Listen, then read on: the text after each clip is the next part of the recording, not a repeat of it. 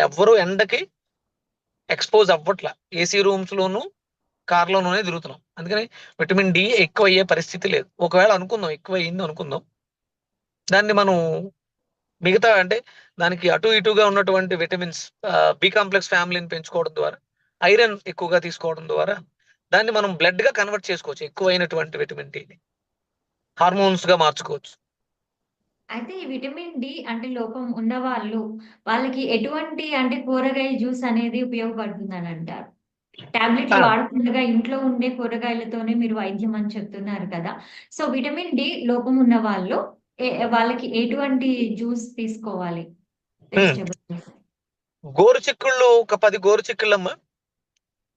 10 గోరుచిక్కుళ్ళు, ఒక 50 గ్రామ్స్ కొబ్బరి, ముదర కొబ్బరి, ఒక 20 గ్రామ్స్ అంటే 10 గోరుచిక్కుళ్ళు తీసుకుంటే 10 గ్రాముల అల్లం, 20 గోరుచిక్కుళ్ళు తీసుకుంటే 20 గ్రాముల